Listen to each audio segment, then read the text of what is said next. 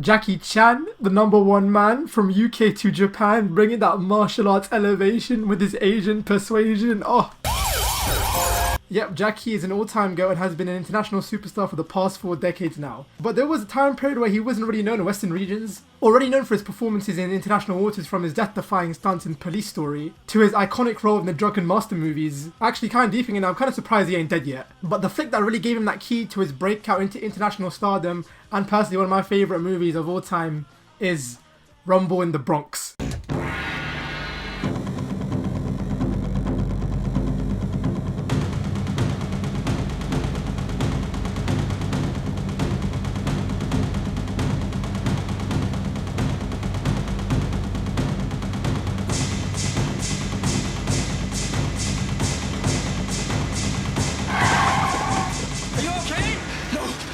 Rumble in the Bronx is a very fast-paced martial arts flick from beginning to end, directed by Stanley Tong, with fellow cast member Bill Tong also making an appearance. Now, if you heard those names before, you may have recognised them from other Hong Kong flicks previously with Jackie as well, such as Super Cop and Police Story, both also very, very highly recommended if you haven't seen them, and released in UK cinemas through the summer of 1997 July. Kyung is a Hong Kong police cop who travelled to the Big Apple of New York City for the first time to attend his uncle's wedding, as well as to help him out selling off his business. As he steps out of the airport, he's in awe and amazement by the wonderful sights of the city, until he is told unfortunately that his market is located in the Bronx. And yet, whoever lives in NYC, specifically in the Bronx area, I do apologise, they make it out as if it's the worst city to live on earth, as if it's like the IRL Gotham. It's got high crime rates and robberies, street gangs and just vandalisation everywhere. But good old Jackie Chan is unfazed and he keeps a positive attitude when he's there. Already getting good impression of this local neighbourhood, Danny, a sweet innocent schoolboy who loves to play video games somehow without having cartridges in them. Yeah, we saw that Game Gear. There's legit no game he's playing, yet the sound effects are still there.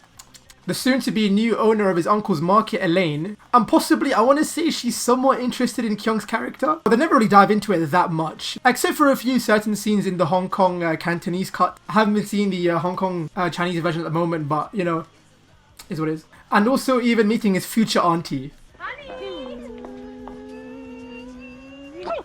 That kind of happened to me once, not gonna lie. But other than that, everything's pretty chill in the Bronx, right? Well, sadly, when the night goes up and the sun goes down, that's when the street gangs come out and play. This is where the action and thrill of a Jackie Chan movie really kicks in. Kyung, trying to protect his uncle's rented out wedding automobile as well as Elaine's market while he's away, gets caught up in between a biker gang who just casually love destroying property in the city. Kyung leaves a lasting impression after laying the smack down on several of their members. I'm wrong. The chocolate. You! You shut up!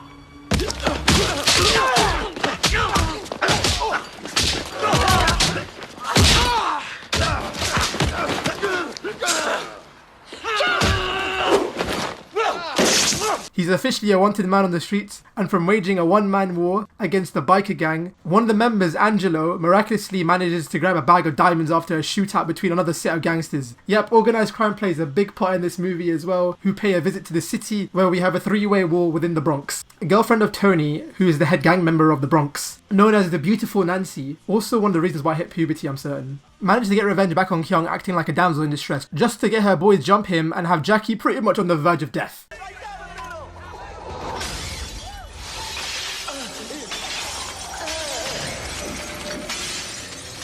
However, that mic drop moment hits, and it happens to be that she's the older sister of the sweet little boy next door, Danny, who sees Kyung as somewhat of an idol to him. A bit of conflict is shown here. I generally think it's one of the first times where the girl actually goes for the good guy instead of the arsehole. Pretty unique there. But from then on, it's just a lot of Jackie doing his thing. The escalation of action set pieces in the movie goes from 1 to 100 in the span of, what, an hour and 30 minutes. From a mass market brawl to a death-defying getaway scene where Jackie is running from Tony and his crew, legit climbs a building with his own bare hands and proceeds to jump over to the next building across the street like he's bloody Spider-Man. And that's nothing compared to the ending climax of a chase sequence. Deeper, you go from an on-foot fight to an on-foot chase sequence onto a giant hovercraft where a Lamborghini is coming in and there's a joust between a Lamborghini with a giant sword and a hovercraft.